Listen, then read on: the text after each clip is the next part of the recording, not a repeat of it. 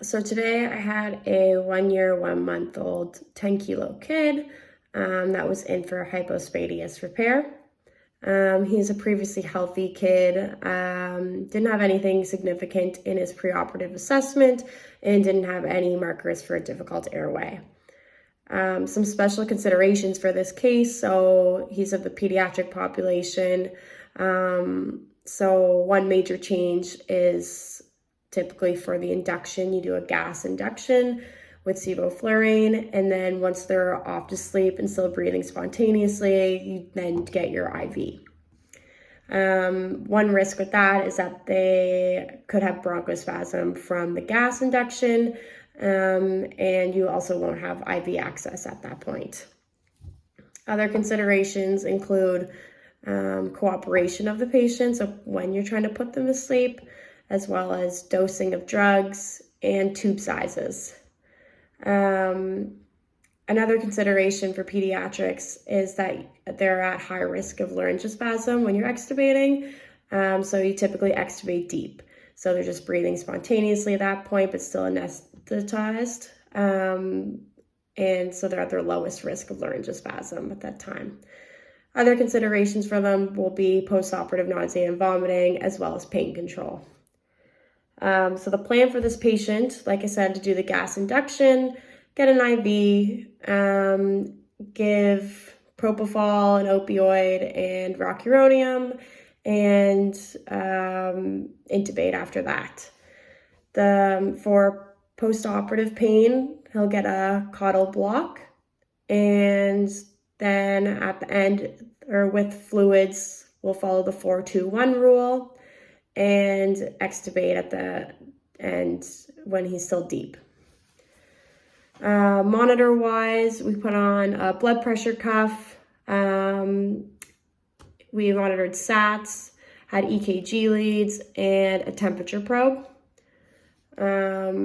On induction, we did the sevoflurane. Once he was asleep, got access with a 22 gauge needle, and then was given 20 milligrams of propofol, 20 micrograms of remifentanil, and 10 milligrams of rocuronium. Was intubated with a 4.0 cuffed tube, was grade 1 once there was some burp, and we started the infusions and turned off the gas. So infusions were 200 micrograms per kilo per minute of propofol and 0.1 micrograms per kilo per minute of remifentanil. Initially, when we were flipping him over to do the caudal block, he had high pressures on the vent and low volumes. I looked at the tube and it looked like it was a little bit deep, and I listened, and he was decreased to his left side. So just to fix that, we pulled back the tube a little bit and his pressures came down, volumes improved. For the caudal block, he got 1 per kilo of ropivacaine. And for fluids, we followed the 4-2-1 rule, so he would be getting 40 mils an hour of fluids. And then, actually, interestingly, during the case, we did a 20 mil per kilo fluid bolus. Typically, in the pediatric world before this, I've done like 5 or 10 mils per kilo. But the anesthesiologist I was with talked about how there were some studies that showed if the pediatrics that received 40 mils per kilo of fluid during their surgery actually did better with post-op nausea and vomiting. So we did an initial 20 mils per kilo fluid bolus and then one later on. For otherwise, the pain control was covered with the caudal block, but also he was given 6 milligrams of ketorolac near the end of the surgery. And then for post-operative nausea and vomiting, which he'll be at risk at because of his age, as well as the gas induction. He was given 1 milligram of ondansetron and 2 milligrams of dexamethasone. Otherwise, he was very stable throughout the surgery. One time his blood pressure was a little bit on the low side, but that was around the time that we did the fluid bolus afterwards, and he responded well to that.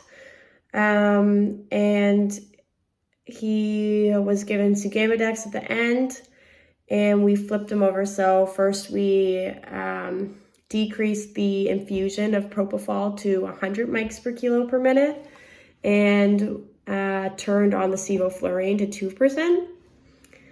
And then he slowly started to breathe on his own. He had a long apneic period, probably a couple minutes, but he was on 100% at that time, so he didn't desat. And then once he was breathing spontaneously and they were all finished up, we put an OPA in and extubated while he was still deep, and he tolerated well and kept breathing afterwards. So we were able just to keep an OPA in and do a jaw thrust and take him over to recovery.